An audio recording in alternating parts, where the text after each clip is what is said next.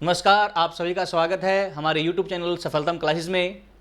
तो आज हम शुरू करने जा रहे हैं इनवर्स ट्रिग्नोमेट्री फंक्शंस, जो हमारा चैप्टर नंबर 2 है क्लास 12th का।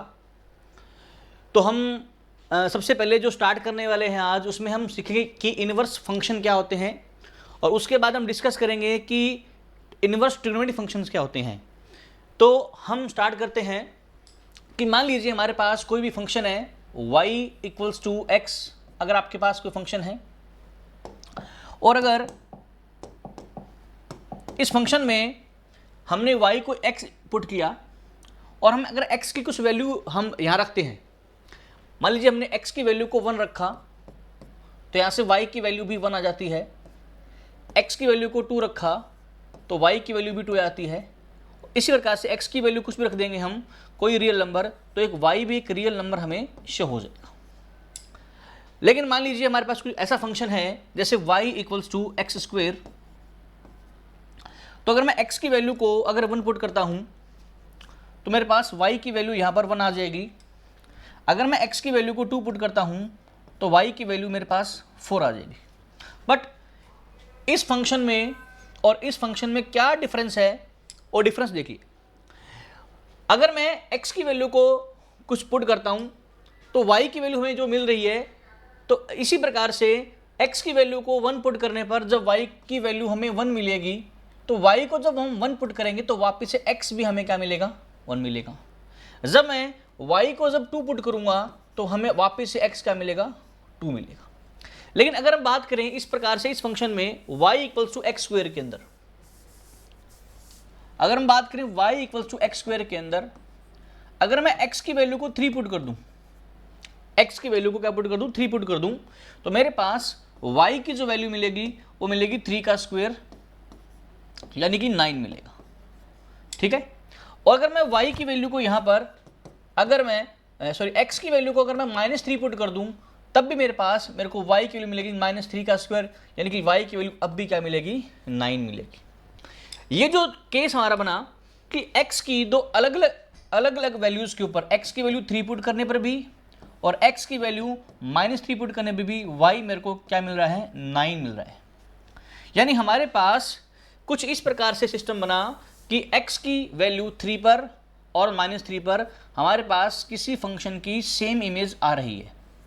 यानी हमारा जो फंक्शन है ये मैनी वन फंक्शन है। कैसा फंक्शन है, मैनी वन फंक्शन। ठीक है। अगर कोई भी फंक्शन मैनी वन है, कोई भी फंक्शन अगर मैनी वन है, तो उस फंक्शन का इनवर्स हम फाइंड नहीं कर सकते। Inverse can not find. हम उस फंक्शन का इनवर्स कभी फाइंड नहीं कर सकते अगर वो फंक्शन मैनी वन है। तो किसका कर सकते हैं, हम सिर्फ उसी फंक्शन का इनवर्स फाइंड कर सकते हैं जो फंक्शन 1 1 और ऑन टू होगा, 1 1 हो और ऑन टू। तो आप सभी को पता है, आपने चैप्टर नंबर 1 डिस्कस किया है, आपने चैप्टर नंबर 1 पढ़ा है, उसमें आपको पता होगा कि कौन सा फंक्शन 1 1 होता है, कौन सा ऑन टू होता है, और कौन सा फंक्शन 1 1 और ऑन टू होता है। तो ऐसा फंक्शन जो 1 1 भी हो और ऑन टू भी हो, उसको हम बोलते हैं बाइजेक्टिव फंक्शन। कौन सा फंक्शन बोलते हैं, बाइजेक्टिव फंक्शन। ये हमारा एक बाइजेक्टिव फंक्शन है। जैसे मान लीजिए y इक्वल्स टू एक्स, ठीक है, ये हमारा कैसा फंक्शन है, बाइजेक्टिव फंक्शन है। ठीक है। अगर हम बात करें y equals to x plus 2, ये भी एक कैसा फंक्शन है, एक बाइजेक्टिव फंक्शन है। ठीक है।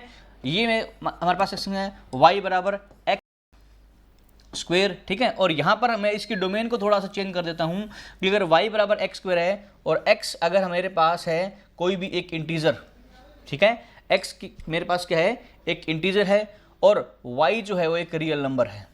ठीक है। y क्या है, एक रियल नंबर है, वो भी कैसा, पॉजिटिव रियल नंबर है। ठीक है, नॉन नेगेटिव।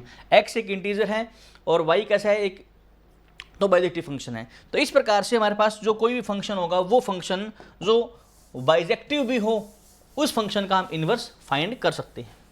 तो यहाँ हम सीखते हैं आज कि जो हमारे पास इनवर्स फंक्शन, जैसे हमारे पास फंक्शन है y बराबर साइन एक्स। अभी जो फंक्शन y बराबर साइन एक्स है, इस फंक्शन की जो डोमेन होती है वो होती है रियल नंबर r, और जो रेंज होती है वो होती है -1 से +1।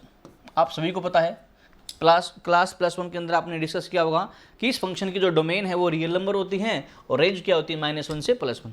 अब हम बात करते हैं कि अगर हमारा इनवर्स फंक्शन में बनाना है तो क्या करना होगा। तो उस इनवर्स फंक्शन में जो हमारे पास जो y बराबर साइन एक्स है, उसका जो इनवर्स फंक्शन होता है वो होता है y बराबर साइन इनवर्स एक्स। y बराबर साइन इनवर्स एक्स होता है, ठीक है। y बराबर क्या होता है, साइन इनवर्स एक्स। तो इसकी जो डोमेन होती है वो होती है -1 से +1 डोमेन, यानी कि इनवर्स के अंदर जो डोमेन होती है वो बन जाती है रेंज, रेंज बन जाती है डोमेन। लेकिन इस केस में क्या होगा, रेंज तो सही है लेकिन डोमेन इसमें है रियल नंबर, बट यहाँ पर हमारी जो डोमेन है वो क्या होगी, रेंज है वो -π/2 से +π/2, जिसको हम क्या बोलते हैं, प्रिंसिपल वैल्यू ब्रांच भी बोलते हैं। क्या बोलते हैं, प्रिंसिपल वैल्यू ब्रांच। यानी y बराबर साइन इनवर्स एक्स की जो डोमेन है वो -1 से +1 है और रेंज या प्रिंसिपल वैल्यू ब्रांच है वो कितनी है, -π/2 से +π/2। इसी प्रकार से जो आपका सेकंड है y बराबर कोस इनवर्स एक्स, उसकी जो डोमेन है वो भी क्या है, -1 से +1 है, -1 से +1 और रेंज क्या है 0 से पाई, और ये है क्लोज इंटरवल, यानी कि इसके अंदर 0 भी इंक्लूडेड है और पाई को भी हमने क्या कर रखा है, इंक्लूड कर रखा है। इसी प्रकार से y बराबर अगर हमारे पास है कोसिकेंट इनवर्स एक्स, ठीक है, तो इसकी जो डोमेन होती है वो r -1 से 1, यानी कि r में से अगर मैं, यदि रियल नंबर में से मैं -1 से +1 इनको हटा दूं, यानी इस इंटरवल को अगर मैं माइनस कर देता हूं, यानी ये नंबर लाइन है, ठीक है, ये मान लीजिए -1 है और ये मेरे पास +1 है, तो इसको भी ओपन कर दो आप और इसको भी ओपन कर दो, इस इंटरवल को आप यहाँ से हटा दो, यानी इसके अंदर 1 और +1 तो आएगा और बाकी के जो बीच का जो इंटरवल है इसको आप हटा दो, यानी कि हमारे पास सिर्फ ये बचेगा। ये जो हमारे पास आंसर है ये मेरे पास इसकी डोमेन है और रेंज कितनी है, -π/2 से π/2 और 0 को हटा देंगे उसमें से, ठीक है। इसी प्रकार से जो सीकेंट इनवर्स एक्स है, सीकेंट इनवर्स एक्स, उसके डोमेन भी यही है, r -1 से +1 और रेंज कितनी इसकी 0 से पाई, और उसमें से क्या हटा देंगे, -π/2, यानी कि आपको पता है क्योंकि जो कोसिकेंट है वो 0 पर नॉट डिफाइन होता है इसलिए 0 हटा देंगे, और जो सीकेंट है वो π/2 पर नॉट डिफाइन होता है इसलिए π/2 की वैल्यू को उसमें से हटा देंगे। y बराबर tan इनवर्स एक्स, देखो साइन और tan में एक ही डिफरेंस है बस कि जो इसकी डोमेन है वो -1 से +1 है, इसके डोमेन क्या है, रेंज रियल नंबर है, r है, लेकिन रेंज में बस क्या है कि ये यहाँ पर क्लोज इंटरवल है, -π/2 से +2 क्लोज इंटरवल है और यहाँ पर इंटरवल कैसा है, ओपन है, यानी कि इसके अंदर π/2 और -π/2 इंक्लूडेड है और इस वैल्यू के अंदर π/2 और -π/2 को इंक्लूड हमने नहीं किया हुआ है। और कोट इनवर्स एक्स की डोमेन क्या है, रियल नंबर है, रेंज क्या है 0 से पाई, देखिए, यानी कि कोस इनवर्स और कोट की जो डोमेन है वो अलग अलग है बट दोनों की रेंज क्या है, सेम है। क्लियर। तो आइए इनके ऊपर हम क्वेश्चन से डिस्कस करते हैं। तो हमारे पास पहला क्वेश्चन है कि find the principal values of the following, हमें इस की प्रिंसिपल वैल्यू फाइंड करनी है। तो देखिए हमारे पास जो आपके पास ये जो क्वेश्चन है, इस क्वेश्चन के अंदर हम ध्यान से देखें, अगर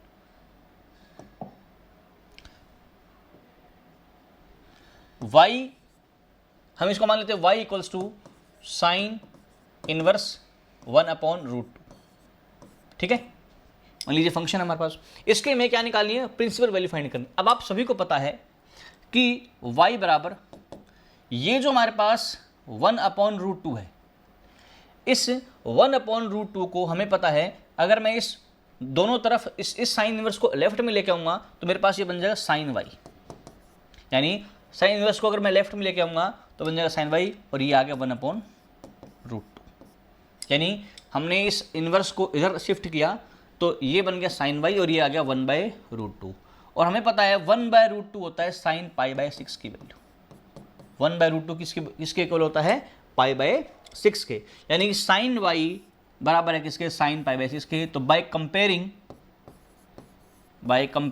अगर मैं कंपेयर करता हूँ तो क्या होगा, y की वैल्यू कितनी आ गई, π/6, यही हमारा आंसर है। तो y का जो आंसर है वो कितना आ गया, π/6, और y किसके बराबर था, इसके, यानी कि इसकी वैल्यू कितनी आ गई, π/6 आ गई। क्लियर। या हम ऐसा कर सकते हैं कि y बराबर है साइन इनवर्स और 1/√2 लिखते हैं क्या, साइन π/6, तो साइन इनवर्स से साइन कैंसिल हुआ तो y की वैल्यू कितनी आ गई, π/6। बट ये आगे प्रॉपर्टीज में आएगा, तो एक ही चीज़ है ये, तो आप कोई सा भी मेथड आप यूज़ कर सकते हो। देखिए नेक्स्ट हमारे पास क्वेश्चन है साइन इनवर्स -1/√2 और प्लस कोस इनवर्स -1/2। अब देखिए जब इस क्वेश्चन को सोल्व करेंगे तो हमें पता है कि जो साइन है उसकी जो डोमेन है वो है -1 से +1 और रेंज जो है वो है -π/2 से +π/2 विद क्लोज इंटरवल, और जो कोस है उसकी जो डोमेन है वो -1 से +1 और रेंज कितनी है 0 से π। क्लियर। अब देखते हैं, क्योंकि यहाँ पर मेरे पास -1/2, तो एक काम कर लेते हैं, इसको मैं एक मिनट के लिए इस चीज़ को मैं मान लेता हूँ x के इक्वल कैपिटल X, और इसको मान लेता हूँ कैपिटल Y के इक्वल। ठीक है, तो मैंने क्या लेट x बराबर जो है मेरे पास है साइन इनवर्स -1/2। अब मैं इसको इधर लेके आता हूँ तो मेरे पास जो साइन x है वो आ गया -1/2। क्लियर। अब साइन x बराबर,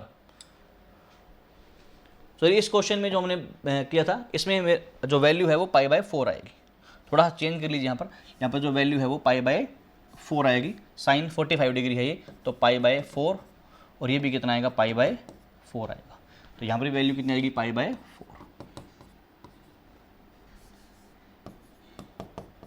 ठीक है। अब इस क्वेश्चन में देखिए क्या होगा कि मेरे पास वैल्यू आएगी साइन एक्स की वैल्यू -1/2। अभी जो -1/2 हमारे पास है इसको हम क्या करेंगे, हम लिखते हैं माइनस, और 1/2 को लिख सकता हूँ क्या मैं साइन π/6। क्लियर। क्योंकि जो 1/2 है वो किसके बराबर होता है, साइन π/6 के बराबर। अब एक बात सोचिए, हमें पता है कि जब भी हम कोई क्वेश्चन करते हैं उसमें अगर मेरे पास वैल्यू है साइन π/6, तो इसका जो आंसर है वो होता है 1/2, यानी साइन 30 डिग्री की वैल्यू होती है 1/2। अगर मान लीजिए मेरे पास, अगर हम माइनस लगा दें इसकी, तो साइन ऑफ -π/6, तो आपको पता है साइन -x जो होता है माइनस इसमें से बाहर निकल जाएगा और माइनस बन जाएगा साइन π/6, ये हमें पता है। और अगर आपको पता है अगर कोस ऑफ -x हो, ठीक है, अगर कोस के अंदर माइनस हो तो ये बन जाता है कोस, ये जो माइनस है ये बाहर नहीं आएगा, तो ये जो हमारी वैल्यू है ये चेंज हो जाएगी π-x में। ठीक है। अगर आपके पास कोस -x है, यानी कि जब भी आपके पास कोई ऐसा क्वेश्चन आता है जिसमें कोस के अंदर, साइन के अंदर माइनस है, तो ये माइनस बाहर आ जाएगा, यानी कि साइन ऑफ -x की वैल्यू कितनी -x हो। और मान लीजिए कोस ऑफ -x है, तो कोस ऑफ -x होता है कोस ऑफ x, क्योंकि फोर्थ क्वाड्रेंट के अंदर अगर कोस हमारे पास है तो वो फोर्थ में कोस कैसा होता है, पॉजिटिव होता है। तो इसीलिए हमारे पास ये जो क्वेश्चन है इसमें हम क्या देखते हैं कि साइन x की वैल्यू आ गई -π/6, यानी इसको मैं लिख सकता हूं क्या,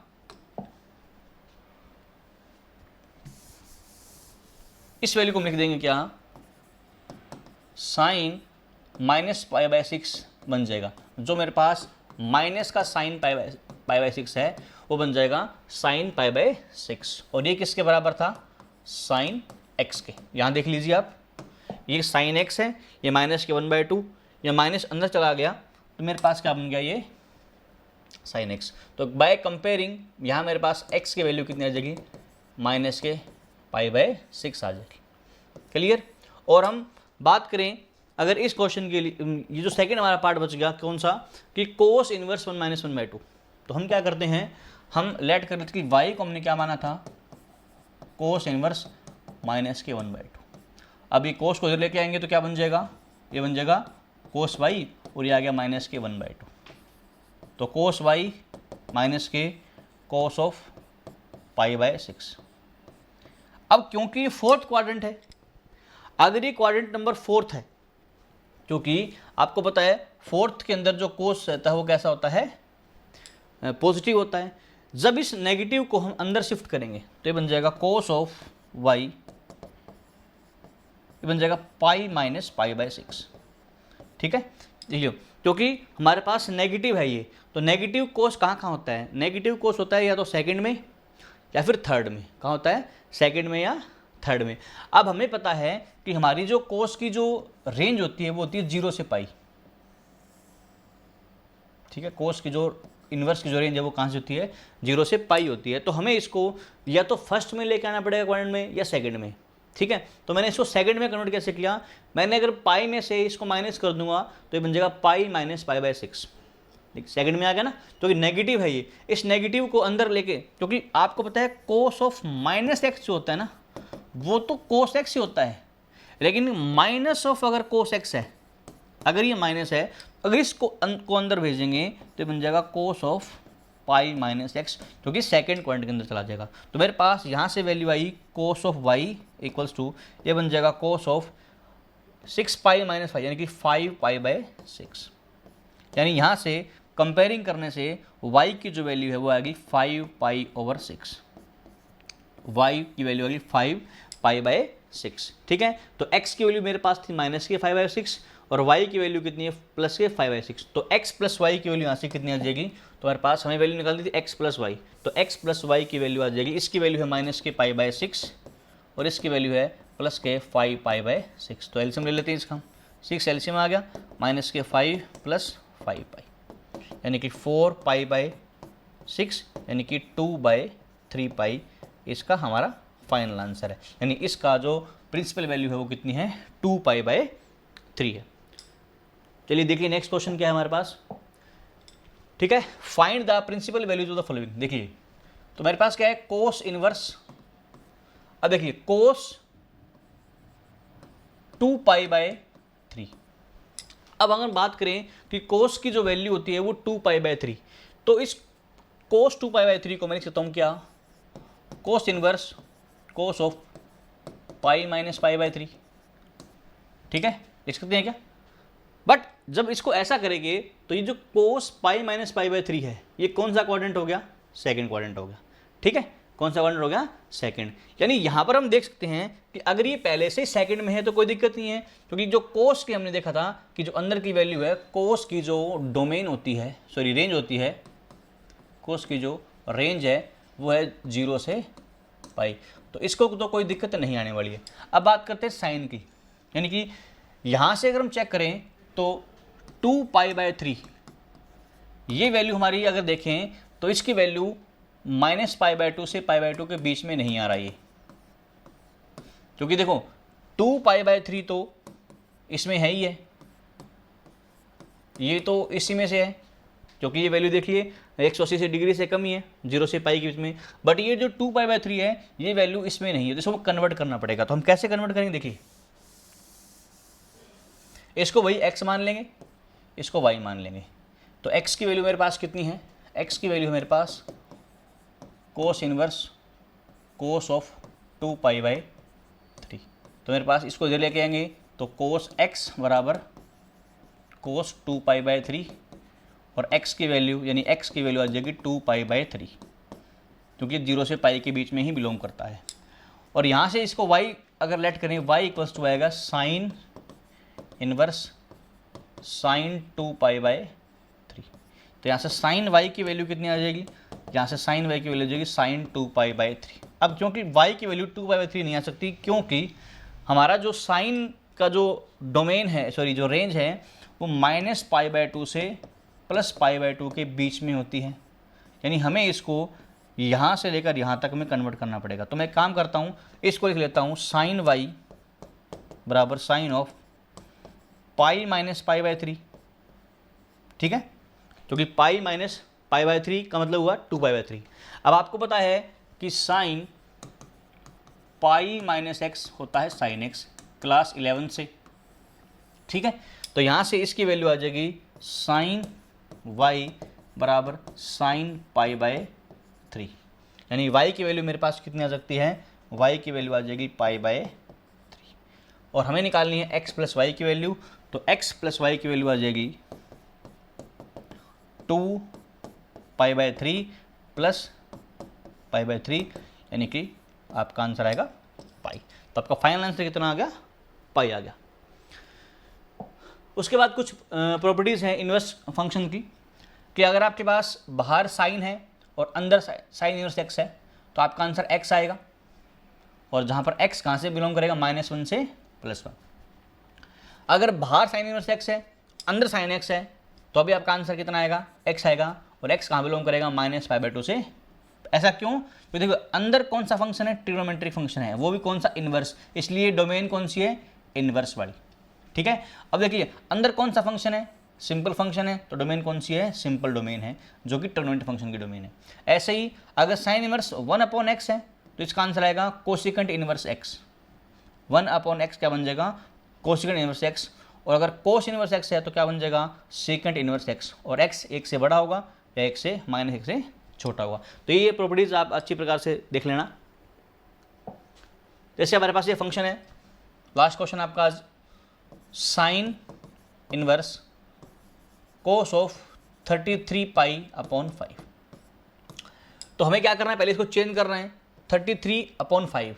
तो अगर मैं 33 को 5 से डिवाइड करूंगा तो 5 6 × 30, ठीक है, यानी 6π कंप्लीट हुआ। तो हमारे पास जो आंसर आएगा वो आएगा साइन इनवर्स कोस ऑफ 6π + 3π/5।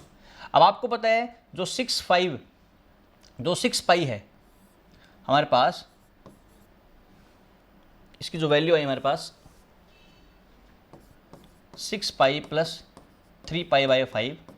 6π का मतलब हुआ 3 कंप्लीट रोटेशंस, जिसका मतलब होता है 0, यानी कि एक कंप्लीट 2π, फिर 2π और 2π, यानी 6π। तो ये हो गया 0 के इक्वल, यानी हमारे पास क्या बन गया, साइन इनवर्स कोस ऑफ 3π/5।